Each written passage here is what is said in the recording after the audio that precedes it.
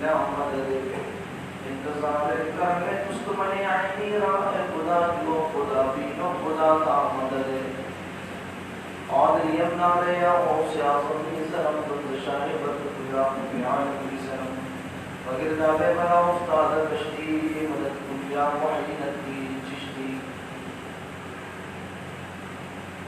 معزز محتشم سامعین کرام اہل سنت و جماعت فرزندان بالخصوص حفظ گرامی حافظ وفر ابو بشر حسین اراکین و ممبران مسجد اعظم السلام علیکم ورحمۃ اللہ وبرکاتہ. آئیے اپنی محبت کے ساتھ سلام آپ میں درود و سلام پیش کریں. بآواز بلند پڑھیں اللہم صل علی سیدنا مولانا محمد وعلی آل سیدنا مولانا محمد وبارک وسلم صلاۃ و سلام علیک یا رسول اللہ. وقت بہت کم ہے لیکن میں دو شعر حاضر خدمت ضرور کروں گا اہل بیت اطہار کی شان میں.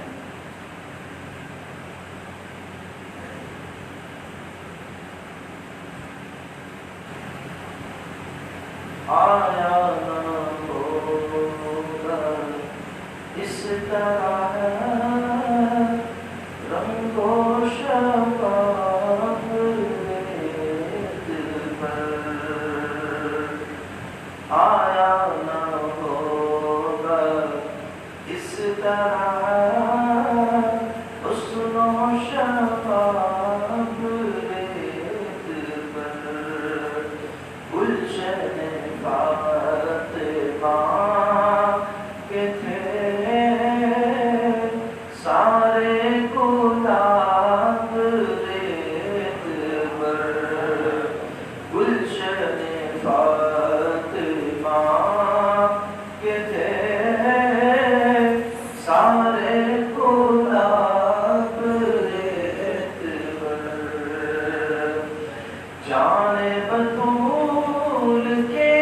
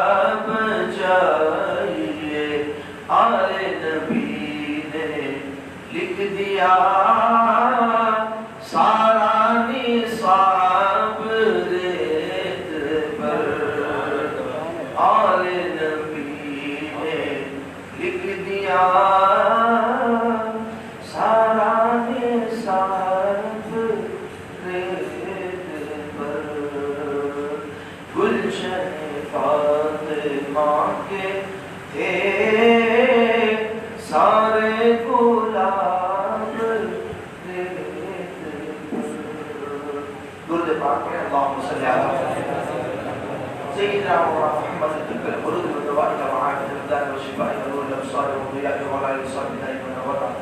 عزیزان محترم، یہ ہماری اور آپ کی مشترکہ خوشبختی ہے، فیروز مندی ہے کہ اللہ جل وعلا نے ہمیں اور آپ کو جمعہ مبارکہ کی ایک مقدس ساعات میں مسجد حاضہ میں جمع ہو کر اللہ اس کے رسول کا، اس کے محبوب کا، محبوب کے محبوبوں کا ذکر سننے کی سعادت بخشی.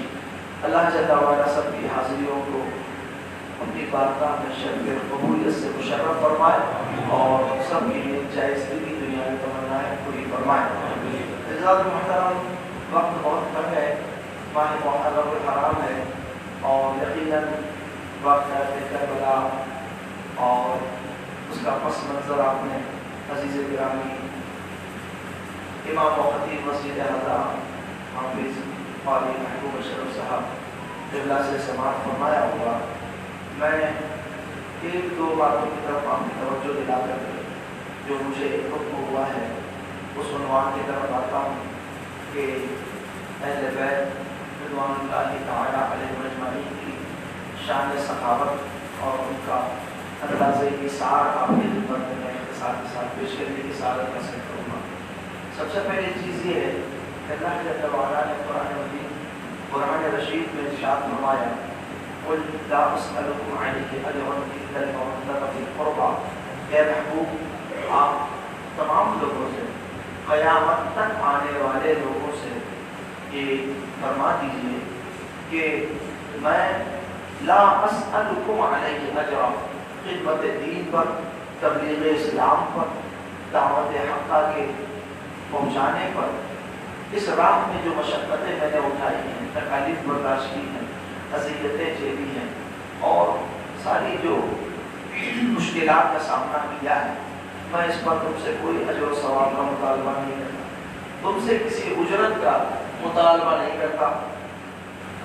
امتیوں سے، لوگوں سے میرے آقا فرما رہے ہیں کہ میں تم سے کوئی اجر نہیں طلب کرتا. لا اسألکم علیہ اجرا. پھر الا المودۃ فی القربى سے بتایا کہ مگر میرے قرابت دار، میرے اہل بیت، میرے تعلق داروں سے سب سے آپ کو محبت کرنی ہے. اہل بیت کی محبت، قرابت داروں کی محبت یہ تمام مسلمانوں پر واجب ہے. حدیث مبارکہ میں آیا ہے لا يدخل في قلب رجل الإيمان حتى يحب لي ولقرابتي وكما قال النبي صلی اللہ علیہ وسلم. میرے آقا ارشاد فرماتے ہیں کہ کسی بھی آدمی کے دل میں ایمان داخل ہی نہیں ہوتا ہے، ایمان داخل ہی نہیں ہوتا ہے یہاں تک کہ وہ مجھ سے محبت کرے اور میری وجہ سے میرے قرابت داروں سے محبت کرے. تو جب تک کہ میری محبت اور میرے قرابت داروں کی محبت دل میں نہیں ہوگی اس وقت تک ایمان داخل بھی نہیں ہوگا. آگے کے مرحلے تو آپ چھوڑ دیں، عبادات اور ریاضات اور ایمان کی چاشنی اور حلاوت، ایمان داخل ہی نہیں ہوگا. تو ایمان کے داخلے کی شرط محبت نبی اور آل نبی، محبت نبی اور آل نبی ایمان کے داخلے کی شرط ہے. ایمان جب قلب میں داخل ہوگا تو اس کے ثمرات بعد میں ظاہر ہوں گے. ایمان ہی داخل نہیں ہوگا تو کسی چیز کا آپ سے ظہور نہیں ہوگا اور ساری محنت، مشقت عبث اور بیکار ہوگی. رفیقان محترم، عورت جس کے دل میں محبت نہ ہو، معاذ اللہ توسع اہل بیت ہو، تو اس کے لیے تو بڑی بھیانک وعید ہے. میرے آقا تاجدار دو عالم صلی اللہ علیہ وسلم نے ارشاد فرمایا کہ لو ان رجلا صفن بین الركن والمقام وصلى وصام وقد لقي الله عز وجل وهو مبغض لأهل البيت دخل النار. فرمایا اگر کوئی آدمی کعبۃ اللہ میں، مکہ المکرمہ میں، مسجد حرام میں رکن اور مقام ابراہیم کے درمیان معتکف ہو جائے، اس کا ویزا لگ جائے. عمرے کے لیے ویزا لگتا ہے 1 مہینے کا، حج کے لیے 40 دن کا، کسی کا 25 دن کا، کسی کا 20 دن کا، عمرے کا ویزا 15 دن کا. اس کے پورے زندگی بھر کا ویزا لگ جائے اور پورے زندگی بھر اس کا قیام مسجد حرام میں ہو، مسجد حرام میں بھی کسی عام جگہ نہیں بلکہ رکن اسود اور مقام ابراہیم کے درمیان اس نے اپنا پڑاؤ ڈالا ہوا ہو اور صرف ذکر کعبۃ اللہ کی زیارت نہ کرے.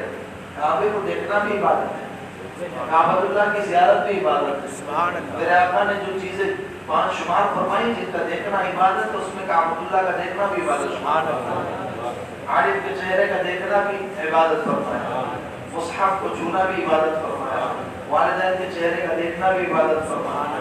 تو یہ جو فرمایا اس میں ایک کعبۃ اللہ کا دیدار ہے. کعبے کو اگر یوں ہی آدمی دیکھتا رہے, تکتا رہے, تو بھی اس کے نام اعمال میں مسلسل نیکیاں لکھی جاتی ہیں. لیکن وہ آدمی وہاں بیٹھا ہوا ہے, معتکف ہے, مسجد حرام میں ہے, وصلی وسام, دن رات عبادت میں مشغول ہے, دن میں روزہ رکھتا ہے, سبحان اللہ, رات میں رات بھر نوافل پڑھے, لیکن اتنی محنت و مشقت کے بعد اس کے دل میں محبت اہل بیت نہ ہو, اہل بیت کی محبت نہ ہو, پیار نہ ہو, اکرام نہ ہو, احترام نہ ہو, رسپیکٹ نہ ہو, آنر نہ ہو.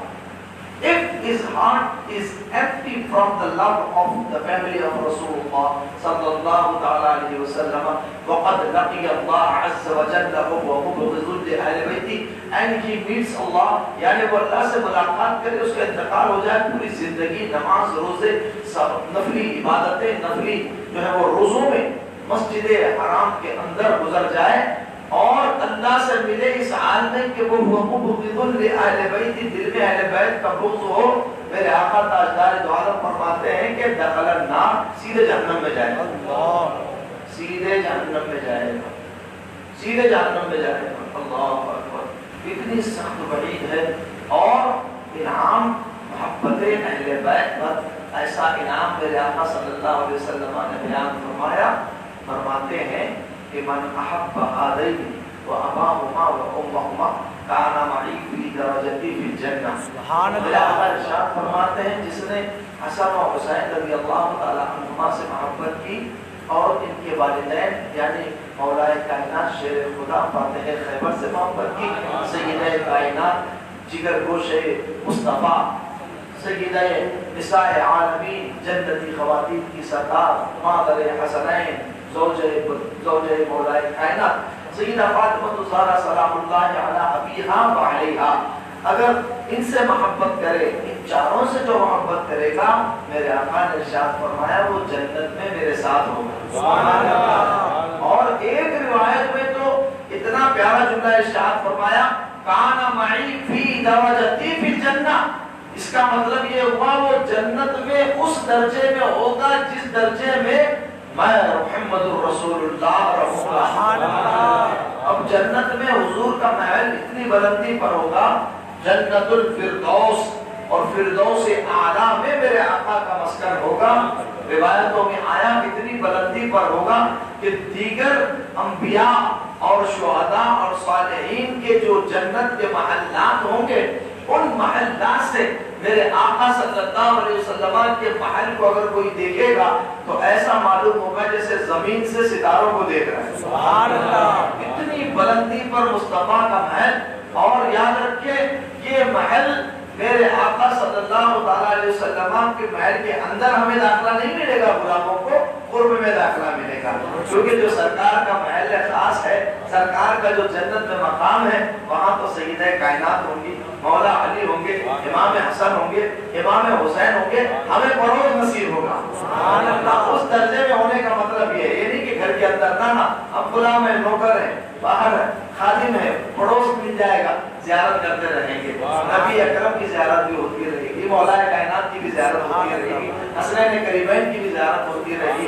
نوکروں کو اور غلاموں کو قدموں میں جگہ مل جائے وہی ان کی معراج ہوتی ہے. اور یہاں تو سرکار کے صدقے میں اتنا بلند و بالا مقام ملا کہ اللہ تبارک و تعالیٰ نے جنت میں اتنا عرفہ والا مقام عطا فرمایا کہ میں بتاؤں آپ کو کہ آدمی نماز پڑھتا ہے, جنت اللہ تبارک و تعالیٰ عطا فرماتا ہے. ایمان کے ساتھ، صحت عقیدہ کے ساتھ، سلامتی عقیدہ کے ساتھ جب کوئی بندہ مومن اللہ کی رضا کے لیے اخلاص کے ساتھ نماز پڑھے تو اللہ اسے جنت عطا فرمائے گا. روزے اگر کوئی رکھتا ہے اللہ کی رضا کے لیے تو اللہ اسے جنت عطا فرمائے گا. بولے جنت عطا فرمائے. جب بندہ حج بیت اللہ ادا کرے تو اللہ اسے جنت عطا فرمائے گا. زکات ادا کرے تو اللہ اسے جنت عطا فرمائے گا. صدقہ و خیرات کرے اللہ اسے جنت عطا فرمائے گا. یتیموں پر شفقت کرے اللہ جنت عطا فرمائے گا. بیواؤں کی دستگیری کرے اللہ جنت عطا فرمائے گا. بے کسوں کی مدد کرے، پریشان حال کی پریشانیوں کو دور کرے، مقروض کے قرض کو ادائیگی میں آپ ہاتھ بٹائیں،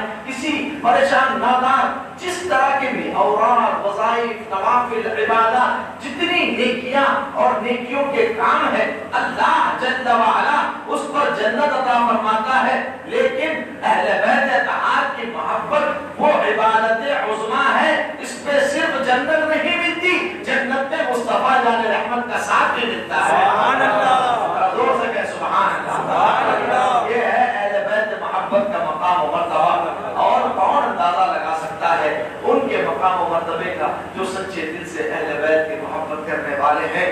یہ اس لیے ہے میرے آقا تاجدار دو عالم صلی اللہ علیہ وسلم نے حدیثوں میں کھول کھول کر کے اپنے اہل بیت کا مقام بیان فرمایا. کہا کہ مسلمانوں اگر تم فلاح و کامرانی چاہتے ہو تو میرے اہل بیت سے محبت. سبحان اللہ. ایک حدیث مبارک اور سنا کر کے میں گفتگو آگے بڑھاتا ہوں. ترمذی شریف کی حدیث مبارکہ ہے. نبی اکرم تاجدار دو عالم صلی اللہ علیہ وسلم نے ارشاد فرمایا کہ احب اللہ لما یعطوکم به من نعم. اللہ سے محبت کرو اس لیے کہ اللہ نعمتیں عطا فرماتا ہے. جو بھی نعمت ہمیں ملی ہے وہ اللہ ہی نے عطا فرمائی. اللہ کے علاوہ اور کون ہے جو عطا فرمائے؟ جو عطا فرماتا ہے اللہ ہی عطا فرماتا ہے. ہمیں جو بزرگوں کے، نبیوں کے، ولیوں کے، شہداء کے واسطے سے بھی ملتا ہے اس کا بھی حقیقی عطا کرنے والا اللہ ہی ہوتا ہے. یہ اہل سنت و جماعت کا عقیدہ ہے کہ وہ اللہ ہی کی بارگاہ میں دعا کرتے ہیں اور وسیلہ بنتے ہیں اور اللہ ہی عطا فرمانے والا. تو جو بھی نعمت ہے اس کا عطا فرمانے والا پروردگار عالم ہے. اللہ عطا فرماتا ہے. میرے آقا فرماتے ہیں چونکہ اللہ ہی ساری نعمتیں دیتا ہے اس لیے اللہ سے محبت کرو. سبحان اللہ. ایک چیز ہوتی ہے خوف، وہ بھی ضروری ہے، لیکن ایک چیز ہے محبت. دونوں میں فرق ہے. فرق یہ ہے کہ خوف سے جو چیز کی جاتی ہے اس کے اندر لذت نہیں ہوتی، اور جو چیز محبت سے کی جاتی ہے اس کا لطف دوبالا ہو جاتا ہے. سبحان اللہ. میں ایک مثال سے آپ کو بات سمجھاتا ہوں. اب امام صاحب نے کہا ہے کہ بھائی آپ کو مسجد کے آس پاس جتنے لوگوں کے مکانات ہیں آپ کو نماز پڑھنی ہے. نماز تو فرض ہے، مسلمان کو پتا ہے، سب کو معلوم ہے. مسلمان میں کوئی بھی ایسا نہیں ہوگا جس کو یہ نہیں پتا کہ نماز فرض نہیں. ہاں فرض ہے، یہ کس کو نہیں پتا؟ ہاں نماز فرض ہے یہ ہر مسلمان کو پتا ہے. کوئی ایسا نہیں ہوگا جس کو نہیں معلوم. لیکن اس کے باوجود بہت سارے لوگ نماز نہیں پڑھتے، غفلت کرتے ہیں. اللہ تبارک و تعالیٰ توفیق عطا فرمائے. بہت بڑی عبادت، اہم العبادت، سب سے بڑی عبادت، اللہ کی رضا کا سبب، اللہ تبارک و تعالیٰ کے قرب کا سبب. جب بندہ سجدے میں ہوتا ہے تو اللہ کی رحمت کے سب سے زیادہ قریب ہوتا ہے. بندہ مومن اس سے زیادہ قریب اللہ کی بارگاہ میں کبھی نہیں ہوتا جب سجدے میں ہوتا ہے. سجدے میں سب سے زیادہ بندے کا قرب ہوتا ہے. اسی لیے فرمایا کہ نفل نمازیں پڑھیں اور یوں سجدے میں جا جا کر کے اللہ تبارک و تعالیٰ کی بارگاہ میں یہ گڑا کر کے دعائیں مانگے. اللہ ساری تکلیفیں اور پریشانیاں دور فرماتے ہیں. سبحان اللہ. عزیزان محترم کو ہماری کامیابی کا ذریعہ ہے. تو بندہ ایک نماز پڑھتا ہے. امام صاحب نے بار بار جا کر کے کہا تو امام صاحب کی خیال سے، لحاظ سے آدمی نماز پڑھنے آئے ہے. بھائی امام صاحب نے کہا دیکھ لیا چلی کا چلی آئیے تو آ رہا ہے تو پڑھ لیا آپ نے، فرض تو ادا ہو گیا. لیکن یہ ہے کہ آدمی از خود اپنے جذبے کے تحت اور پتہ ہے کسی کے کہے ہوئے اللہ کی محبت میں اللہ تبارک و تعالیٰ کی نعمتوں کو یاد کرتے ہوئے یار ہاتھ دیے اللہ نے ہمیں، اللہ نے ہمیں صحت دی ہے، اللہ نے ہمیں روزی دی، اللہ تبارک و تعالیٰ نے ہمیں رزق دیا، اللہ تبارک و تعالیٰ نے ہمیں مکان دیا، اللہ تبارک و تعالیٰ نے ہمیں گاڑی دی، اللہ تبارک و تعالیٰ نے ہمیں والدین عطا فرمائے، اللہ تبارک و تعالیٰ نے رشتہ دار عطا فرمائے، اہل سنت کا عقیدہ عطا فرمائے. फरमाया, सिरात मुस्तकीम पर अल्लाह तबारक व तआला ने हमें रखा है। अल्लाह के कितने इनामात है, अगर शुमार करना चाहे कोई बंदा तो वइन तउतु निअमतल्लाहि ला तुहसूहा, अल्लाह की नेमतों का शुमार नहीं कर सकते। लेकिन इंसान बड़ा जालिम और नाशुक्रा है। इन्नल इंसाना लज़लूमुन कफ़ार, इंसान जालिम और नाशुक्रा है, शुक्र नहीं अदा करता है, क्योंकि इबादत भी शुक्र का एक फॉर्म है, एक तरीका है। अल्लाहु अकबर, सारी नेमतें अल्लाह की, लेकिन अगर कोई सारी नेमतों को निगाहों में रख करके अल्लाह जल्ल वाला की इबादत के लिए आए, सुबह जल्दी उठ करके अजान जैसे ही हुई फजर की मस्जिद में आए, अल्लाह जल्ल वाला की तस्बीह और तहलील करे, थोड़ी सुन्नत नमाज पढ़ने के बाद या उसके पहले 2 रकात तहियतुल वज़ू और तहियतुल मस्जिद पढ़े, फिर उसके बाद में अपने सुन्नत पढ़े, फिर औराद और वज़ाइफ पढ़े। आप यकीन माने वो घर जाए फजर की नमाज पढ़ करके तो उसका चेहरा नूर से चमक रहा होता है। जी हाँ, नूर से चेहरा चमक रहा होता है। ये नूर नमाज का नूर है। लोग क्रीमें लगाते हैं, ग्लोइंग क्रीम और shining cream, white cream, fair and lovely, pico turmeric और खुदा जाने कौन सा, इतनी सारी लंबी फहरिस्त आ चुकी है, लगा करके रगड़ा लगा के भाई इससे शाइनिंग नहीं पैदा होती है। असल में चेहरा दिल का आईना है। अगर दिल में चमक हो तो चेहरा चमकता है। दिल में नूर हो तो चेहरे पे कोई क्रीम लगाने की जरूरत नहीं पड़ती, बगैर क्रीम के चेहरा नूर अला नूर नजर आता है। तो मैं अर्ज कर रहा था कि मोहब्बत से कोई इबादत करे, खौफ से इबादत करना और है और मोहब्बत से इबादत करना और है। अल्लाह की इबादत हमें उससे मोहब्बत होने की वजह से करना चाहिए। खौफ से भी कर ले तो फर्ज अदा हो जाएगा, लेकिन यह है कि वो डर के कोई काम करे आदमी तो उसमें वो मजा नहीं होता। जो काम मोहब्बत के साथ करे तब। अल्लाह अकबर। मुझे यहाँ पर सईदा राबिया बसरिया रज़ियल्लाहु तआला अन्हा का एक कौल याद आ गया। आपने एक मरतबा अल्लाह जल्ल वाला की बारगाह में दुआ की, परवरदिगार आलम, अगर मैं जन्नत के लिए इबादत करती हूँ तो मुझे कभी जन्नत न देना, और अगर मैं जहन्नम के खौफ से अगर इबादत करती हूँ तो मुझे जहन्नम में डाल। मुझे ना जन्नत की परवाह ना जहन्नम की परवाह, मैं तो सिर्फ तेरी रजा चाहती हूँ, तेरी रजा चाहती हूँ। तो जो रब की रजा चाहे और उसकी इबादत करे और उससे ताल्लुक रखे, अल्लाह की इज्जत की कसम उस इबादत का लुत्फ आपको किसी और जगह नहीं मिलेगा। तो मोहब्बत के साथ अल्लाह की इबादत करें और जो भी अमल खैर करें अल्लाह की रजा के लिए करें, अल्लाह की खुशनुदी के लिए करें, किसी और को पता न चले इस बात की कोशिश करें, क्योंकि वही इबादत वही नेकी अल्लाह की बारगाह में मकबूल है जो आप सिर्फ उसकी रजा के लिए करें। वरना रिया, दिखावा और सुमा के लिए की गई इबादत नेकी मुंह पे मार दी जाएगी। अल्लाह जल्ल वाला फरमाएगा ये तो तूने दुनिया के दिखाने के लिए किया था, लोगों के दरमियान अच्छा बनने के लिए किया था, ये नेकी तो तूने इसलिए की थी कि लोग कहें कि बड़ा सखी है, बड़ा दयालु है, बड़ा देने वाला है, बड़ा अता फरमाने वाला है। लोगों ने वो कह दिया तुझे आखिरत में कोई अजर व सवाब नहीं मिलेगा, बल्कि मुंह के बल घसीट के जहन्नम में डाल दिया जाएगा। तो नेकी करने वाले अल्लाह ने नेकी की तौफीक दी है, बड़ी सादतमंदी है, लेकिन अपनी नेकियां बचा के रखिए। शैतान हर वक्त लगा हुआ है, वो नेकियां जाया करने की कोशिश करता है। तो मैं अर्ज कर रहा था, बात दूसरी तरफ चले जाएगी। अल्लाह से मोहब्बत करोगे, अल्लाह ने फरमाया लिमा यक़ूकुम बिही मिन निअमी, क्योंकि वही है जो तुम्हें नेमतें अता फरमाता है। हम अल्लाह की इबादत करें अल्लाह से मोहब्बत की वजह से, खौफ की वजह से नहीं। एक आदमी बच्चा है, अपने बाप से डर के भी कोई काम नहीं करता, ठीक है, नमाज पढ़ता बाप का डरा दे, बेटे ऐसा करना है ऐसा करना, तो अब्बू से डर के किया। लेकिन एक चीज ये है कि बाप से जो मोहब्बत है, बाप से जो ताल्लुक है, तो वो बाप की मोहब्बत की वजह से बाप की नाफरमानी ना करे, तो बाप को उससे बहुत ज्यादा प्यार होता है। हाँ, जो बात मान ले डरते डरते तो खैर उसके लिए भी बाप खुश हो जाता है, लेकिन उस औलाद से, उस बेटे से बहुत ज्यादा खुश होता है जो बाप की मोहब्बत की वजह से उसके नाफरमानी के काम न करे। बिला तशबीह और तमसील में अर्ज कर रहा हूँ, अल्लाह जल्ल वाला की मोहब्बत के लिए जो अल्लाह की नाफरमानी को तर्क कर देता है, छोड़ देता है, वो अल्लाह का मुक़र्रब और महबूब बंदा बन जाता है। यही नुक्ता औलिया अल्लाह समझ लेते हैं और हम नहीं समझ पाए हैं। हम सारी दुनिया की ख्याल में रहते हैं, फिक्र में रहते हैं, हमें 50 चीजों का ख्याल रहता है। अरे ऐसा नहीं करेंगे तो लोग क्या कहेंगे, ऐसा नहीं करेंगे तो लोग क्या करेंगे, ये किया तो लोग क्या करेंगे। हमारे एक अजीज ने बड़ी प्यारी बात कही, मुझे बड़ी अच्छी लगी, आप लोगों के साथ मैं शेयर करता हूँ। कि यार हमारे यहाँ جوانی میں لوگ داڑیاں نہیں رکھتے ہیں، اسلامی لباس نہیں سجاتے ہیں اور سنت نبوی کے مطابق زندگی نہیں گزارتے ہیں، اور کہتے ہیں یار لوگ کیا کہیں گے، لوگ کیا کہیں گے، رشتے دار کیا کہیں گے، دوست کیا کہیں گے، اس کی فکر رکھی ہوئی ہے۔ اور جب بوڑھا ہو جاتا ہے تو داڑھی رکھتا ہے، کہہ رہے یار بوڑھا ہو گیا، داڑھی نہیں رکھا تو لوگ کیا کہیں گے، داڑھی نہیں رکھا ہے، 60 سال کی عمر میں اب بھی داڑھی نہیں رکھ رہا، 65 سال مرنے کے قریب ہو گیا اب بھی داڑھی نہیں رکھی ہے، تو لوگ کیا کہیں گے، اب تو نیک بن جانا چاہیے، ریٹائر بھی ہو گئے، تو کوئی جاب واب بھی نہیں ہے، گھر میں بیٹھنا ہے مسجد میں نہیں، تو اب داڑھی نہیں رکھوں گا تو لوگ کیا کہیں گے۔ تو آپ نے داڑھی نہیں رکھی یہ سوچ کر کہ لوگ کیا کہیں گے، آپ نے داڑھی رکھی تو یہ سوچ کر کہ لوگ کیا کہیں گے، تو آپ نے اللہ کی رضا کے لیے کون سا کام کیا،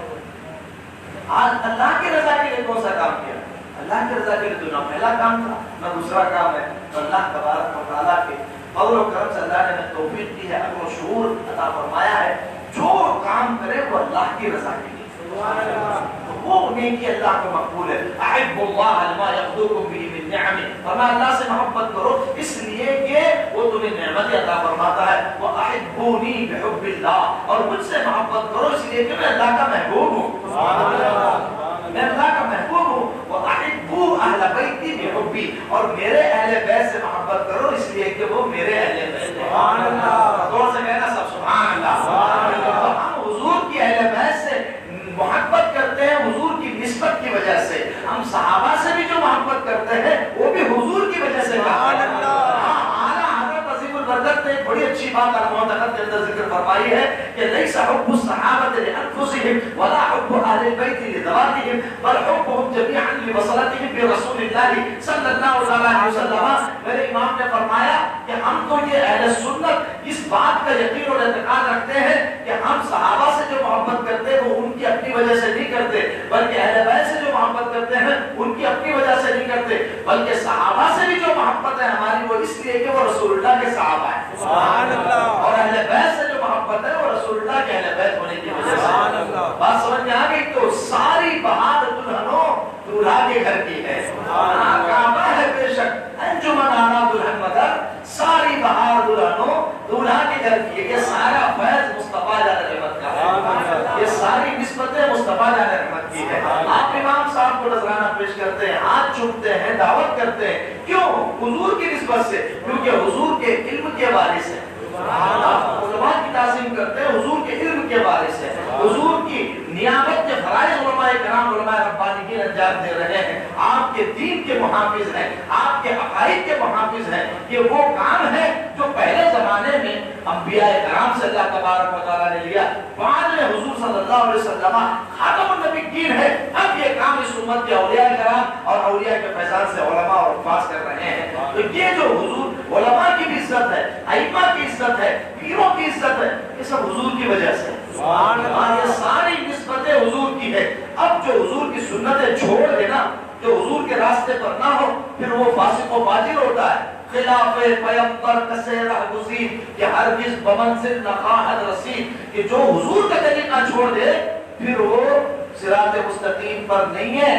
ایسے لوگوں کے ہاتھوں میں ہاتھ بھی دینا جائز نہیں ہے۔ پیر وہی ہو سکتا ہے جو مصطفیٰ کا طریقہ بتائے اور خود بھی چلے، سبحان اللہ، فاسق و فاجر نہ ہو، کیونکہ امام حسین نے جو بیعت نہیں کی تھی اس وقت یزید کافر نہیں تھا، اس پر حکم کفر بھی نہیں لگا تھا۔ جو امام احمد بن حنبل نے حکم کفر بیان کیا وہ بہت بات کی بات ہے، اس وقت جو مسئلہ تھا امام عالی مقام کے سامنے وہ اس کے فسق و فجور کا مسئلہ تھا، وہ شراب پیتا تھا، وہ جوا کھیلتا تھا، اس نے محرمات کو حرام قرار دے دیا تھا، سوکھے نکاحوں کے ساتھ اس نے نکاحوں کو حلال قرار دے دیا، معاذ اللہ۔ اس طرح کے فسق و فجور کے مقابلے میں امام عالی مقام جو ہے وہ میدان میں نکلے ہیں، اور نام ہم امام حسین کا لیں اور سارے کام یزیدیوں والے کریں۔ یہ ہمارے آج کے معاشرے کی یا حسین اور کام سارے یا یزید والے، معاذ اللہ۔ جی حضرت، یہ ریالٹی ہے ہمارے معاشرے کی، زبان پر یا حسین کا نعرہ ہے، دل میں یزید بیٹھا ہوا ہے۔ جی اگر دل میں امام حسین ہوتے تو آدمی کبھی شراب نہیں پیتا، دل میں اگر امام حسین ہوتے تو کبھی جوا نہیں کھیلتا، دل میں امام حسین ہوتے تو کبھی زنا نہیں کرتا، کیونکہ امام حسین کی جنگ انہی فسق و فجور کے خلاف تھی۔ یہ واقعات کربلا صرف سننے کا نام نہیں ہے، مجھے یہ بتائیں 25 سال سے 30 سال سے 40 سال سے 50 سال سے 60 سال سے سن رہے ہیں، آخر اس کا امپیکٹ ہمارے ساتھ میں کیا ہوا ہے آج تک؟ کچھ نہیں۔ نماز چھوڑ رہے ہیں۔ امام علی مقام کو کربلا کے میدان میں نماز پڑھ رہے ہیں۔ نماز ظہر یعنی جمعہ کا وقت تھا، لیکن چونکہ مسافر تھے تو ظہر ادا فرمائی آپ نے 2 رکعت۔ امام علی مقام میں نماز میدان کربلا میں سارے اہل بیت لوگوں کو ذرا سا دکھ نہیں لگتا، نمازیں چھوڑ کے گھوم رہے ہوتے کہ انتقال ہو گیا انتقال ہو گیا، ذرا سی خوشی نہیں ملتی کہ شادی ہے شادی ہے، نماز نہیں پڑھ رہے ہوتے۔ ہمارے آس پاس آپ دیکھیں، ارد گرد کا ماحول دیکھیں، اللہ اکبر، میں آپ سے عرض کر رہا ہوں ذرا سی خوشی بھی نماز چھوڑ دی، ذرا سا غم لگا نماز۔ اہل بیت کا پیغام کیا؟ پیغام کربلا یہ ہے کہ آپ کا سارا کنبہ رک جائے، نماز ٹائم پہ پڑھنی ہے آپ کو۔ سبحان اللہ، زور سے کہہ سبحان اللہ۔ یہ ہے پیغام کربلا۔ پیغام کربلا یہ ہے کہ ہماری ماں اور بہنوں کو کتنا بھی بڑا غم لاحق ہو جائے تو گھر سے باہر نہیں نکلنا ہے، سینہ نہیں پیٹنا ہے، آہوزاری نہیں کرنی ہے، پردے کا لحاظ رکھنا ہے۔ یہ سیدہ زینب کا پیغام ہے، یہ سیدہ سکینہ کا پیغام ہے، یہ سیدہ ام روان کا پیغام ہے، یہ سیدہ شہربانو کا پیغام ہے۔ اہل بیت کے کنبے کی خواتین نے صبح سے شام تک اپنے گھر کے 18 19 بعض روایتوں میں 21 جوانوں کو اور رشتہ داروں کو شہید ہوتے ہوئے دیکھا، چھلنی ہوتے ہوئے دیکھا، لیکن نہ سینہ پیٹا، نہ بے پردگی کا اظہار کیا۔ آج ہمارے معاشرے میں صاحب ذرا سا فنکشن ہے، برتھ ڈے پارٹی میں بے حیا والا لباس، شادی کے فنکشن میں بے حیا والا لباس، اور کیا تو حسینی ہے صاحب۔ آپ کہیں کہ حسینی ہو، صرف زبان سے کہنے سے کوئی حسینی ہو جاتا ہے؟ حسینی کردار اپنانا پڑے گا، حسینی اخلاق اپنانے پڑیں گے، حسینی کیریکٹر اپنے دل میں بسانا پڑے گا۔ زبانی کلامی جمع خرچ آپ کا کام آنے والا نہیں، نہ دنیا میں کام آئے گا نہ آخرت میں کام آئے گا۔ اللہ جل وعلا کی بارگاہ میں دلوں کے راز کھل جائیں گے، اور یہ اعضائے جوارح یوم تشہد علیہم السنتہم وایدیہم وارجلہم بما کانوا یعملون، یہ ہاتھ یہ جاسوس ہے اللہ کے، یہ ہاتھ اللہ کے جاسوس ہے، یہ آنکھیں اللہ کی جاسوس ہے، یہ پیر اللہ کے جاسوس ہے، یہ ہمارے جسم کے اعضاء قیامت کے دن ہمارے خلاف گواہی دینے والے ہیں۔ جناب والا اب کس چکر میں لوگوں سے چھپ کر کے گناہ کر لیا، ہم سمجھتے ہیں کہ کوئی نہیں دیکھ رہا ہے، کوئی گناہ پکڑ لیا کوئی نہیں دیکھ رہا ہے، 4 بیٹھ کے گلی کے نکڑ میں گھس کر کے جوا کھیل لیا، سٹا لگا لیا، کوئی نہیں دیکھ رہا ہے۔ یہ سارے جسم کے اعضاء قیامت کے دن اللہ کی بارگاہ میں جواب دیں گے اور شکایت کریں گے کہ پروردگار اس نے ہمارے اوپر اس کا کنٹرول تھا، اس نے ہم سے غلط کام کروایا، ہمارے اعضاء پر اس کا کنٹرول تھا، اس نے غلط کام کروایا۔ زبان پر مہر لگا دی جائے گی، کیونکہ زبان وہاں پر بھی جھوٹ بولنے کی کوشش کرے گی، تو اللہ تبارک و تعالیٰ زبان پر مہر لگا دے گا کہ تجھے آج نہیں بولنا ہے۔ باقی سارے اعضاء بولیں گے میرے دوستو، میرے عزیزوں بزرگوں، فکر کرو آخرت کی، تیاری کرو قبر کی، یوم حشر کیا جواب دو گے رب العالمین کی بارگاہ میں۔ ہمیں اور آپ کو سب کو اس بات کی فکر کرنی ہے۔ واقعہ کربلا سننا بہت اچھی بات ہے کیونکہ اس سے عبرت حاصل ہوتی ہے، لیکن اس کربلا کا میسج ہم نے اپنے اوپر امپلیمنٹ کرنے کی کتنی کوشش کی ہے، یہ سب سے بڑا کوشچن ہے۔ اس پر زیادہ گفتگو ہونی چاہیے۔ واقعہ کربلا کے بعد میں 2 3 4 مسلسل نشستوں میں واقعات کربلا کے بعد درس کربلا، پیغام کربلا، یہ لوگوں کو اپنے اندر سمانا پڑے گا۔ شربت پی لیا، کھچڑا کھا لیا، امام حسین کے بڑے عقیدت مند ہو گئے، اتنا آسان نہیں ہے۔ یہ شہادت کا الفت میں قدم رکھنا ہے۔ لوگ آسان سمجھتے ہیں مسلمان ہونا، آپ کو جھوٹ نہیں بولنا ہے۔ امام علی مقام میں پوری زندگی کبھی جھوٹ نہیں بولا۔ آپ کیسے حسینی ہے صبح سے شام تک جھوٹ بولتے ہیں؟ امام علی مقام نے کبھی غیبت نہیں کی۔ آپ کیسے حسینی اور ہم کیسے حسینی ہیں؟ صبح سے شام تک لوگوں کی غیبتیں کرتے ہیں۔ امام علی مقام نے کبھی چغلی نہیں کی، پوری زندگی کوئی نہیں بتا سکتا ہوں کہ پوری زندگی میں امام حسن کی، امام حسین کی، مولا کائنات کی، سید کائنات کی پوری زندگی انہوں نے کسی کی برائی نہیں کی ہے، کسی کی عیب جوئی نہیں کی ہے۔ ہمارا دعویٰ ہم حسینی لڑ پڑتے ہیں، تم کم حسینی ہم زیادہ حسینی، ہم تو کڑا بھی پہن لیتے ہیں، ہم تو گلے میں تسبیح بھی ڈال لیتے ہیں، ہم تو طرح طرح کے جو ہے وہ رنگی برنگی کپڑے بھی پہن لیتے ہیں۔ نہ کپڑا پہننا حسینیت کی علامت ہے، نہ کڑا پہننا شریعت میں جائز ہی نہیں ہے، وہ حسینیت کی علامت ہے۔ کڑا نہ غریب نواز نے پہنا، کڑا نہ غوث پاک نے پہنا، کڑا نہ بابا عبداللہ شاہ غازی نے پہنا، کڑا نہ بابا تاج الدین نے پہنا، کڑا نہ رسول اللہ نے پہنا، نہ مولا کائنات نے پہنا۔ کوئی اہل بیت کے کسی فرد سے کڑا ثابت کر لے جو آپ اعلان بولو گے میں اپنے آپ کو جیل سے دینے کے لیے تیار ہوں، یہ فسق و فجور مچا کے رکھا ہوا ہے، جائز نہیں ہے، ناجائز ہے۔ جو چیز رسول اللہ نے حرام قرار دے دی، دنیا کا کوئی پیر اس کو جائز نہیں قرار دے سکتا۔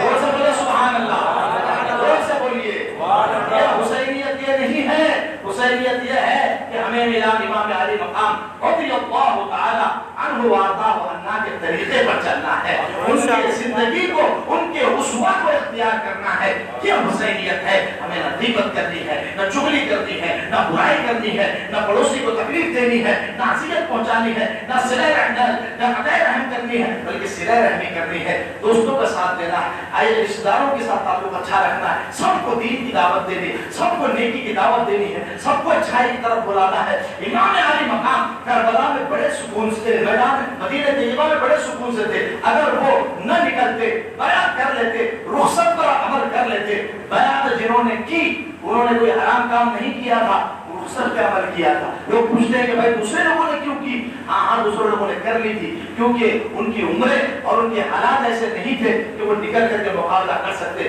تو انہوں نے رخصت پر عمل کیا۔ لیکن شہزادہ رسول نے عصیمت پر عمل کر کے بتایا کہ دین کے لیے جان دینی پڑی تو جان بھی دینا پڑے گا، اور مال دینا پڑا تو مال بھی دینا چاہیے، اولاد دینی پڑی تو اولاد بھی دینی چاہیے، اور نکل کر کے بتایا کہ رسول اللہ کا شہزادہ رخصت پر عمل نہیں کرے گا، عزیمت پر عمل کرے گا۔ سبحان اللہ، ذرا زور سے کہیں سبحان اللہ۔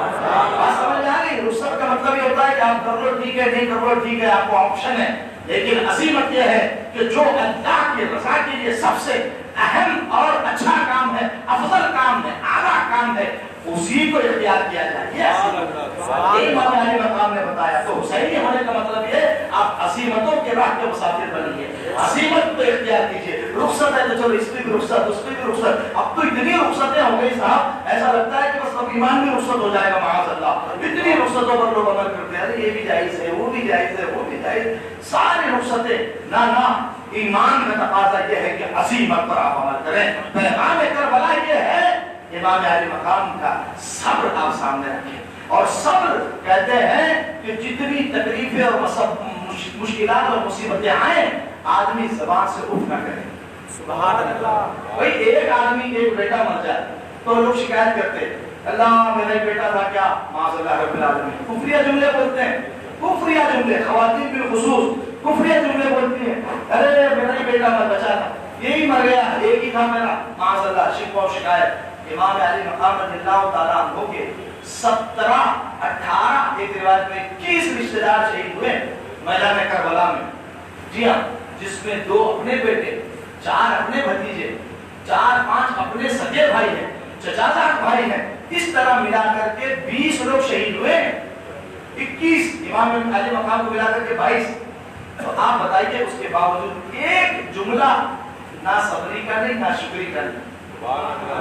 اس کو کہتے ہیں حسینیت، اللہ تیری رضا پر راضی، اللہ تیری رضا پر راضی۔ ہمارا ذرا سا کاروبار میں نقصان ہو جائے لوگ شکایت کرنے لگتے ہیں، ذرا سے مشکل حالات آئے شکوہ شکایت کرنے لگتے ہیں، ارے وہاں 3 دن سے پانی بند تھا، 3 دن سے کھانا بند تھا، اس کے باوجود کوئی شکایت نہیں۔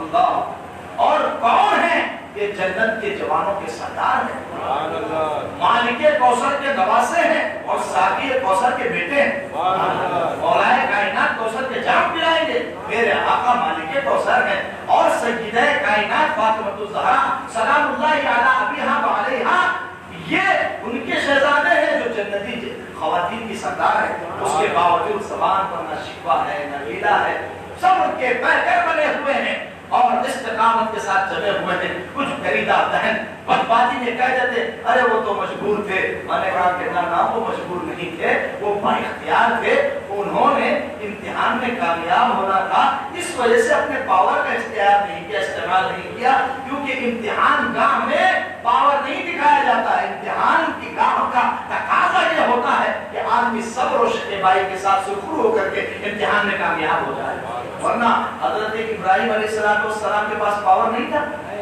بولیے نا سبحان اللہ۔ ہاں تھوڑا پیچھے سے لاتا ہوں آپ کو میں، حضرت ابراہیم کے پاس پاور نہیں تھا، حضرت ابراہیم علیہ السلام آتش نمرود میں ڈالے، آپ ایک نظر دیکھ لیتے تو آنکھ ٹھنڈی ہو جاتی، سبحان اللہ، ایک نظر دیکھ لیتے، ابراہیم خلیل اللہ ہے، ہاں ان کی آل اولاد میں اتنے بڑے بڑے انبیاء ہیں کہ آپ سنیں گے تو حیران ہو جائیں، وَوَهَبْنَا لَهُ إِسْحَاقَ وَيَعْقُوبَ كُلًّا هَدَيْنَا وَنُوحًا هَدَيْنَا مِن قَبْلُ وَمِن ذُرِّيَّتِهِ دَاوُودَ وَسُلَيْمَانَ وَأَيُّوبَ وَيُوسُفَ وَمُوسَى وَهَارُونَ وَكَذَلِكَ نَجْزِي الْمُحْسِنِينَ وَزَكَرِيَّا وَيَحْيَىٰ وَعِيسَىٰ وَإِلْيَاسَ وَإِسْمَاعِيلَ واليسع ويونس ولوطا وكلا فضلنا على العالمين. یہ تو سارے انبیاء اور سب سے بڑھ کر کے امام الانبیاء ان کی آل سے. سبحان اللہ. ابراہیم خلیل اللہ علیہ السلام ایک ولی نگاہ ڈالتا ہے کرامت کی تو آگ بجھ جائے. ابراہیم خلیل اللہ کو پاور نہیں تھا لیکن وہ خاموش تھے, انہوں نے مدد نہیں قبول کی. جبرائیل امین آئے, سدرا کے مکین آئے, آ کر کے عرض کیا کہ حضور مجنی سے اڑایا کفار نے, آگ میں ڈالا, اڑتے ہوئے جا رہے ہیں. جبرائیل امین بڑی تیزی سے سدرا سے آئے. خود فرماتے ہیں کہ 3 موقع ایسے تھے جب میں نے اپنی پوری قوت لگا کر کے میں زمین پر آیا ہوں. ان میں ایک موقع وہ تھا جب حضرت ابراہیم علیہ السلام کو جب کفار نے آتش نمرود کے لیے اچھالا منجنیق کے ذریعے سے, وہ گوفن ٹائپ کا جو آلہ ہوتا تھا پیچھے کھینچ کر کے اچھالا, آپ جا رہے ہیں آگ میں اڑتے ہوئے, اور گرنے سے پہلے حضرت جبرائیل آئے اور پوچھا کہ ابراہیم کوئی حاجت ہو تو بتاؤ. اور سبحان اللہ بولیے, سبحان اللہ. کوئی حاجت ہو تو بتاؤ. تو حضرت ابراہیم بھی مسکراتے ہوئے جا رہے, کہا کہ تم سے کوئی حاجت نہیں ہے. سبحان اللہ, تم سے کوئی حاجت نہیں ہے. یہ ابراہیم علیہ السلام ہے, یہ جبرائیل علیہ السلام کی بھی مدد نہیں لیتے ہیں. تو حسین ابن علی یہ ابراہیم علیہ السلام کا پڑپوتا ہے. یہ بھی کسی کی مدد, اور یہ مانگنے والے مانگے, پانی مانگا, وہ یہ 2 قطرے ڈال دو, 4 قطرے ڈال دو, علی اصغر کے منہ میں ڈال دو, لا حول ولا قوت الا باللہ. امام حسین نے کبھی کربلا کی تاریخ میں کسی نصیبی سے پانی کی بھیک نہیں مانگی ہے. یہ غلط بات ہے, ہمارا اعتقاد اس کو قبول نہیں کرتا. انہوں نے تو شہید کرنے کے لیے اپنا بیٹا باہر لے کر آیا تھا. یہ بچا ہوا ہے علی اصغر, اسے بھی راہ خدا کو قربان کرنے کے لیے آیا. ظالم نے تیر مارا, حربلا بن کاہل نے آپ کے خلقوں کو پار کر گیا. لوگ کہتے ہیں کہ وہاں کر میری دشمنی ہوگی, میرے سے تمہارا جو ہوگا, بچے کو پانی پلا دو. ارے میں نے کہا وہ ابراہیم خلیل اللہ کے خانوادے کا چشم و چراغ ہے, حسین ابن علی. پہچانو حسین کون ہے. تم نے حسین کو جانا ہی نہیں, اس کو تم نے مانگنے والا بنا دیا کہ یزیدیوں کے سامنے پانی مانگے گا. لالا وہ تو اگر ایک نظر ڈالتے تو برا چل کے قدموں میں آتا, برا چل کر قدموں میں آتا, برا چل کر کے آتا علی اصغر کے پاس میں ان کے دبوں کا بوسہ لینے کے لیے. حضرت جبرائیل نے کہا یہ حضرت ابراہیم سے کہ مجھے سے کوئی ضرورت ہے. کہا کہ نہیں, کوئی اما انک خلا, تم سے کوئی ضرورت نہیں ہے. کہا کہ میں اپنی بات نہیں کر رہا ہوں, میں اللہ کی بارگاہ میں سدرۃ المنتہا پہ رہتا ہوں جہاں تک کسی کی رسائی نہیں. اللہ کی بارگاہ میں درخواست کروں گا, آپ کی بات وہاں تک پہنچاؤں گا. حضرت جبرائیل کی دیکھیے توحید اور حضور اور جو جذبہ اور اللہ کے جلووں میں گم ہونے کا انداز دیکھیے. فرمایا اس کو میرے حال کی مجھ سے زیادہ خبر ہے. اس کو میرے حال کی مجھ سے زیادہ خبر ہے. تو حضرت ابراہیم خلیل اللہ, اس میں بہت سارے نکات ہیں, میرے پاس ٹائم نہیں ہے, میں کسی اور موقع میں بیان کروں گا انشاءاللہ, کہ آپ نے حضرت جبرائیل کو بھی منع کر دیا. کیوں؟ اس لیے کہ یہ دارالامتحان تھا, وہ کا امتحان تھا. امتحان میں پاور نہیں دکھایا جاتا, امتحان میں صبر کیا جاتا ہے.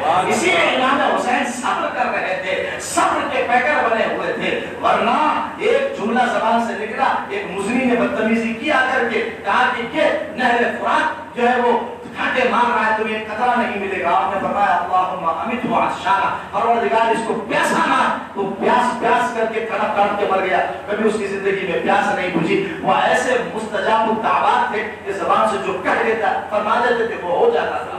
ہاں عزیزان محترم, تو امتحان گاہ میں امام حسین سرخ روح ہو کر کے نکلے ہیں. اس وجہ سے آپ نے صبر فرمایا تھا. چند جملے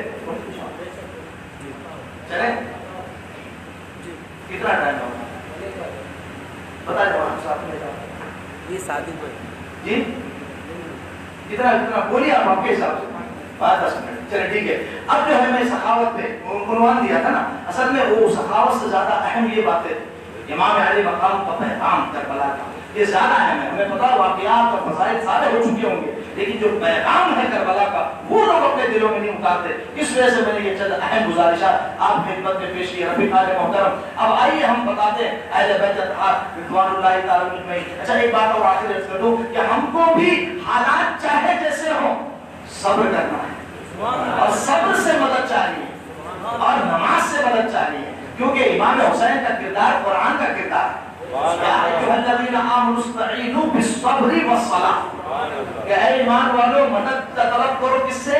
صبر سے اور نماز سے. صبر پہلے ہے, نماز بعد میں. صبر پہلے تو صبر اور استقامت ضروری ہے, پھر نماز. ہمارے یہاں لوگ جو ہے وہ تو نہ صبر سے مدد طلب کرتے نہ نماز سے مدد طلب کرتے ہیں، اس کے بعد میں ادھر ادھر گھوم رہے ہوتے. میں آپ سے ایک بات عرض کرتا ہوں رفیقان محترم، اللہ کا فرض چھوڑ کر کے مارے پھرو گے، آپ کے مسائل حل نہیں ہوں گے، کیونکہ آپ کی کامیابی، آپ کی کامرانی اللہ کی عبادت میں ہے. محسن 5 ٹائم آپ کو بولتا ہے حی علی الصلاۃ، حی علی الفلاح، آؤ نماز کی طرف، آؤ کامیابی کی طرف.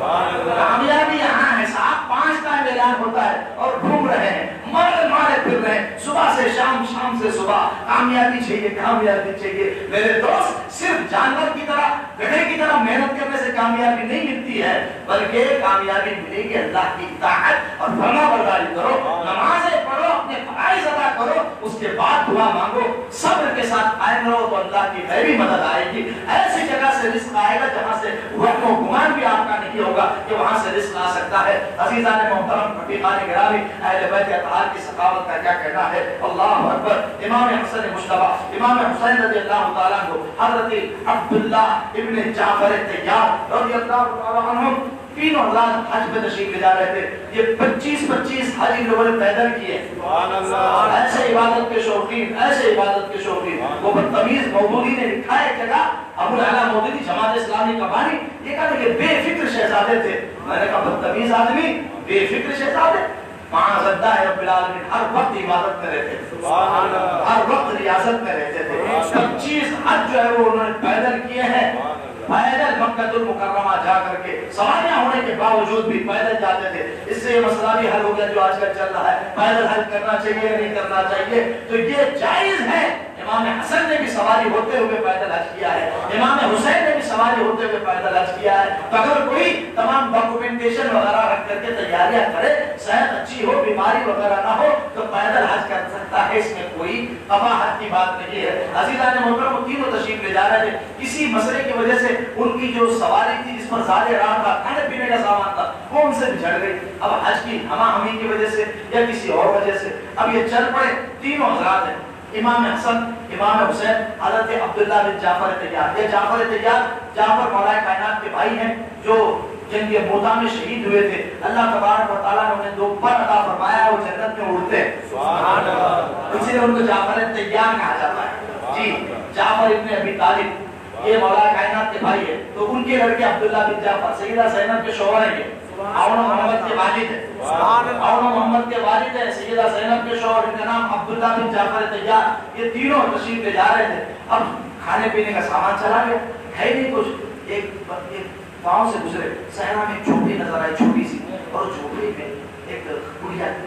بڑھیا سے پوچھا، بڑھیا کچھ کھانے پینے کے لیے ہے؟ تو کہا کہ حضور کچھ نہیں ہے. بڑے خوبصورت چہرے والے تینوں بزرگ. کہا کہ میرے پاس کچھ نہیں ہے، بکری ہے. کہا کہ تھوڑا سا اس کا دودھ دھو لے. کہا کہ ہاں دھو لیجیے. تو دودھ دھو کے پیا. تو کہا کہ بھوک بھی لگی ہے. کہا کہ کچھ نہیں ہے ہمارے پاس. کہا کھانے کے لیے کچھ نہیں. کہا جیسے کہ ایک بکری ہے.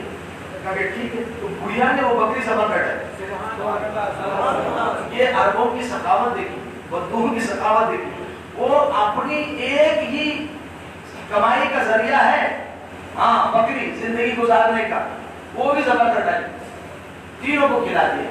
تینوں کھائے پیے. کہا کہ ہم مدینہ طیبہ میں رہتے ہیں، کبھی کوئی ضرورت ہوگی تو آ جانا مدینہ طیبہ. ہاں، میرا نام حسن ہے، یہ میرے بھائی حسین ہے، یہ عبداللہ ہے. جب ایک دم بوڑھی تھی، اس کو کیا یاد رہتا کیا نہیں. کھلا پلا دیا اس نے. اس کے بعد میں جب شام کو شوہر آئے، یہ رات رخصت ہو گئے، تو شوہر نے کہا کیا کیا؟ کہا کہ بڑے خوبصورت چہرے والے 3 بزرگ آئے تو میں نے ان کو بکری دیا. مہمان نوازی نے کھلا دی. اس نے کہا کہ نہ جان نہ پہچان، کھلا دیا، پیسہ بھی نہیں ہمارے پاس میں، اب کیا کریں گے. تو جب تنگ دستی بڑھی تو وہ بیچاری بینگنیاں وغیرہ چن چن کر کے کھجور کی گٹلیاں چننے کے لیے مدینے آئے، مدینہ طیبہ، اور وہاں کھجور کی گٹلیاں چن رہی. تو کافی عرصہ ہو گیا ان کو تنگ دستی میں پریشانی میں گزارتے ہوئے. امام حسن مجتبی کی نظر پڑ گئی. کہا کہ ادھر آؤ، ادھر آؤ، سبحان اللہ. ارے یہ لجپال ہے کہ کوئی اگر وفا کرے نا تو اس کو بھولتے نہیں ہیں. ہاں، کوئی ان کے ساتھ اچھا سلوک کرے تو اس کو نہیں بھولتے. نہ دنیا میں بھولیں گے، نہ آخرت میں بھولیں گے. قیامت کے دن بھی یاد رکھیں گے. ان کے ذکر میں، ان کی محبت میں، ان کے پیار میں، عقیدت میں آپ لوگوں کو کھلاؤ گے، پلاؤ گے، اس کی سارے ثواب کرو گے. قیامت کے دن امام حسن بھی یاد رکھیں گے، امام حسین بھی یاد رکھیں گے، مولا کائنات بھی یاد رکھیں گے، سید کائنات بھی خوش ہوتی ہے. اور جب ان کی رضا رسول اللہ کی رضا ہے، رسول اللہ کی رضا اللہ کی رضا ہے۔ حضرت امام حسن نے بلایا، کہا کہ ماں پہچانا تم نے مجھے؟ کہا کہ نہ بیٹا میں نے نہیں پہچانا۔ کہا میں وہی مہمان ہوں، دودھ والا بکری والا۔ کہا کہ تیرے ایک ہی تو بکری تھی تیری۔ کہا کہ اچھا تم ہی ہو، مجھے پہچاننے میں دقت جا رہی، بہت بوڑھی تھی۔ کہا کہ ادھر آؤ۔ ہاں یہ بتاؤ کیا کے لیے آئے مدینے میں؟ کہا کہ بہت پریشانی ہے، کھانے پینے کا سامان نہیں ہے اور تندرستی سے پریشان ہے، تو یہاں سے کھجور کی گٹلیاں وغیرہ اور مینگیاں وغیرہ لے جا کر کے میں بھیجتی ہوں، جن کو ضرورت ہوتی ہے وہ خریدتے ہیں، تو کچھ کھانے پینے کا سامان دے دیتے ہیں۔ یہ کہہ کر کے اس نے کہا کہ اچھا۔ امام حسن مصطفیٰ نے کہا کہ رکو، نوکر کو بلایا اپنے غلام کو، کہا کہ 1000 بکریاں اس کو دو۔ کتنی؟ 1000 بکریاں۔ اس عمر کو 1000 بکریاں اس کو دو، اور اس کے ساتھ میں 1000 سونے کے سکے دو۔ سبحان اللہ۔ میں نے حافظ صاحب حساب لگایا، 20 کروڑ روپے ہوتے ہیں آج کی تاریخ سے۔ سبحان اللہ۔ کتنے؟ 20 کروڑ روپے 1000 سکوں کا وزن ہوتا ہے۔ 4.5 ماشے کا ایک دینار ہوتا تھا، ایک اشرفی۔ 1000 اشرفی دی انہوں نے۔ اللہ اکبر، ایسی سخاوت، ایسی سخاوت۔ اب اہل بیت کے غلام اور کنجوس بنے بیٹھے، اہل بیت کے غلاموں سخاوت سے کام کرو، کیونکہ جو جتنا دیا جاتا ہے اللہ اتنا ہی عطا فرماتا ہے۔ دینے سے کم نہیں ہوتا۔ اللہ کی رضا کے لیے نکالیے، دین کے دروازے نہیں، تجوری کے دروازے کھولیے، دین کے کام کے لیے، نیک کاموں کے لیے۔ اللہ تبارک و تعالیٰ آپ کے دلوں کے بھی دروازے کھولے، تجوریوں کے بھی دروازے کھولے، جتنا دو گے اس سے زیادہ عطا فرمائے۔ حضور کی ایک حدیث سنا دیتا ہوں، اللہ کے رسول صلی اللہ علیہ وسلم نے ام المؤمنین سیدتنا عائشہ صدیقہ رضی اللہ تعالی عنہا سے ارشاد فرمایا، یا عائشہ لا یوکی فیوکا علیکی، کہا کہ گن گن کے وقت دو، گن گن کے دو گے تو گن گن کے ملے گا۔ سبحان اللہ۔ کیا فرمایا؟ ہاں، گن گن کے دو گے تو گن گن کے ملے گا، بغیر گنے دو تو بغیر گنے ملے گا۔ ذرا زور سے بولے سبحان اللہ۔ جی ہاں، بے حساب دیجیے اللہ کے رحم۔ میں نے نہیں بولا بھائی، ہاں جو ہے وہ یہ نہ سمجھے کہ میں اپنے لیے کر رہا ہوں، نہ دین کی راہ میں۔ جزاک اللہ، اللہ برکت عطا فرمائے۔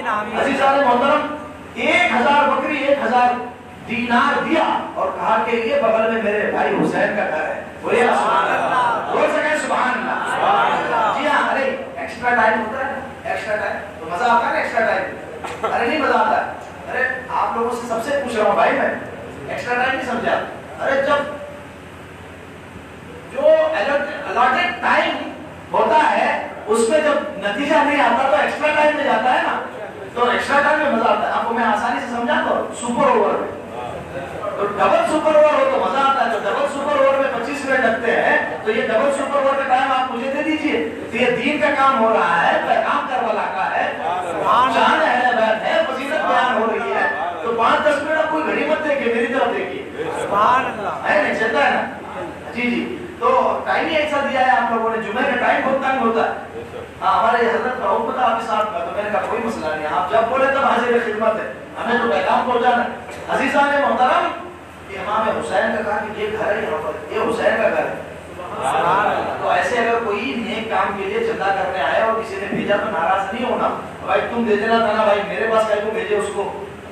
ہاں، یہ بھی ہمارے لوگوں کا مسئلہ ہے کہ بھائی حاج صاحب دیجیو 5000 دیجیو، اگر تم ہی 5000 دے تو میرے پاس مت بھیجو، یہاں آیا تھا تو میں نے سے 25 دے کے جائے گا۔ آنے دو، ملنے دو، دین کا کام ہے، نیک کام ہے، اللہ تبارک و تعالیٰ آپ کے رزق میں خوب برکت عطا فرمائے۔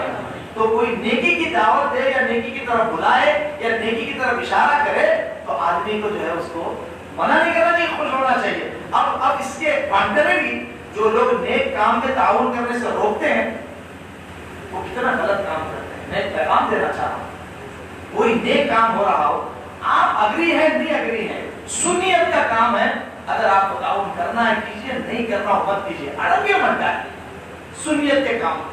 جی ہاں، کسی بھی سلسلے کا سنی ہو، سنیت کے کام میں رکاوٹ مت بنیے، نیگیٹیوٹی اور منفیت اپنے اندر سے نکالیے، پازیٹیوٹی اور کریٹیوٹی پیدا کیجیے کہ ہم کو کام کرنا ہے اور کام کرنے والوں کا ساتھ دینا ہے، اور نیگیٹو اور منفی نظریہ مت رکھیے کہ اس کی ٹانگ کاٹنی ہے، اس کو فون کرنا ہے، اس کو چندہ مت دو، اس کو چندہ مت دو، ادھر مت دو، ارے وہ تو فلاں والا ہے، وہ تو فلاں سلسلے کا، یہ فلاں سلسلے کا۔ نہ میں کامتی کے تناسب میں جملہ بول رہا ہوں، پوری ذمہ داری سے سمجھ کے بول رہا ہوں کہ اس طرح کی حرکتیں کرنے سے سنیت کمزور ہوگی، لہٰذا آپ وہ کام کریں جس سے سنیت میں اتحاد بھی ہو اور سنیت میں مضبوطی پیدا ہو۔ یہ ہے پیغام اعلیٰ حضرت کا۔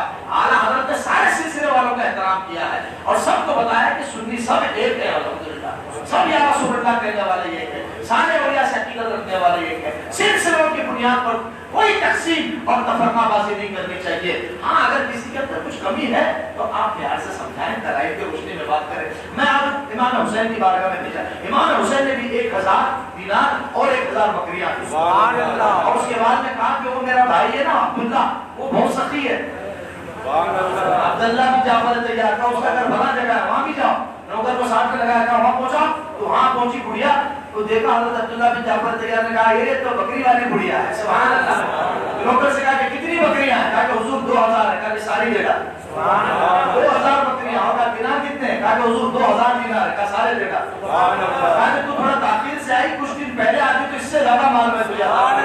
4000 بکریاں، 4000 سونے کے سکے، اس بڑھیا کو امام حسن، امام حسین، امام عبداللہ بن جعفر تیار نے عطا فرما دیے اور یہ بتا دیا کہ بھوکے رہتے ہیں خود اوروں کو کھلا دیتے ہیں، ایسے صابر ہیں محمد کے گھرانے والے، کچھ نہیں بچا ان کے پاس۔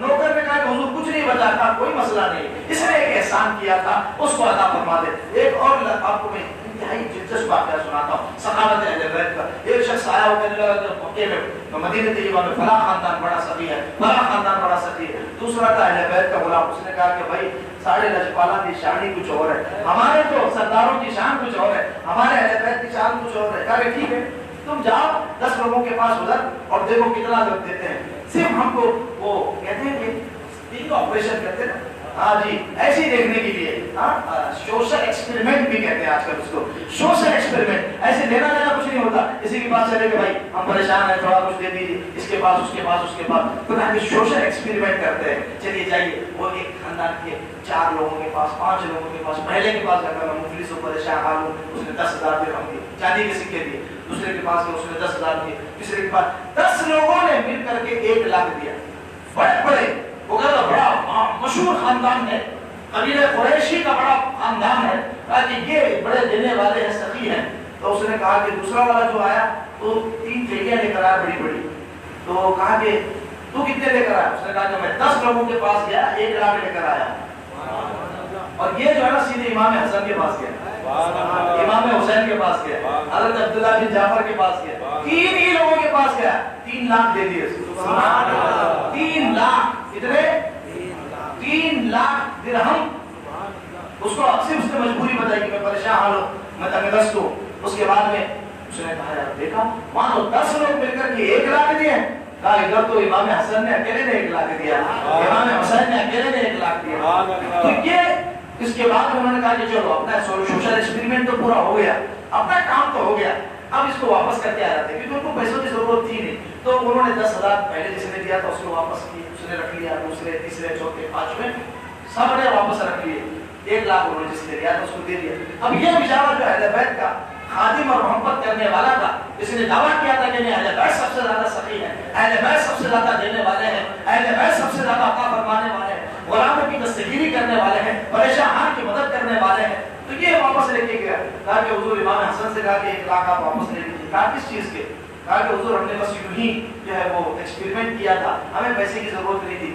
امام حسن نے جملہ ارشاد فرمایا، اس کو سینے پہ لکھیے اور یاد رکھیے، فرمایا اہل بیت کے گھر سے جو چیز نکل جاتی ہے پھر وہ واپس نہیں ملتا، ہم نے جو دے دیا وہ دے دیا۔ حضرت امام حسین سے کہا، امام حسین نے بھی کہا کہ ہم واپس نہیں دیتے، ہم نے دے دیا اللہ کی رضا کے لیے، تیری ضرورت تھی یا نہیں تھی، ہمارے یہاں آ کر کے سوال کیا تھا تو نے، اب ہم واپس نہیں لیں گے۔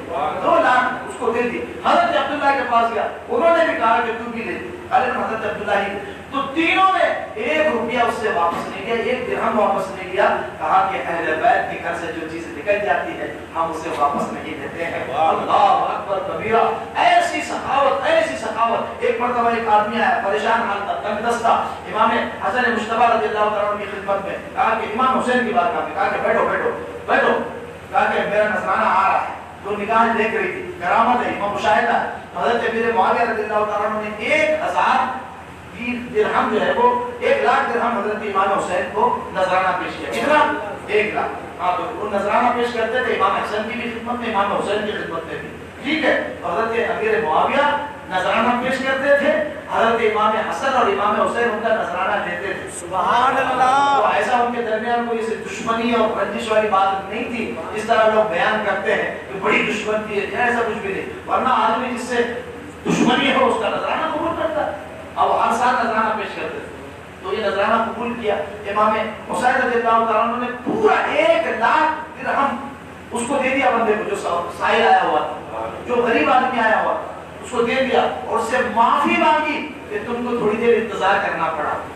اب میں جیسی آپ آئے ویسے ہی نہیں دینا پڑا. ایک اور بندے کی روایت سنی. امام حسن مشتبہ رضی اللہ تعالیٰ کی خدمت میں ایک سائل آیا. سائل نے آ کر کے پرچی میں اپنا جو ہے وہ مطالبہ، اپنی ضرورت لکھی ہوئی تھی. پرچی کے اندر لکھا ہوا تھا اس نے کہ حضور میں ایسی ایسی. تو آپ نے جو ہے اس کو لپیٹا، پرچی پڑھی بھی نہیں، پڑھے بغیر کہا کہ تمہاری جو حاجت ہے وہ پوری کر دی گئی. پرچی پڑھے بغیر فرمایا، کیا فرمایا؟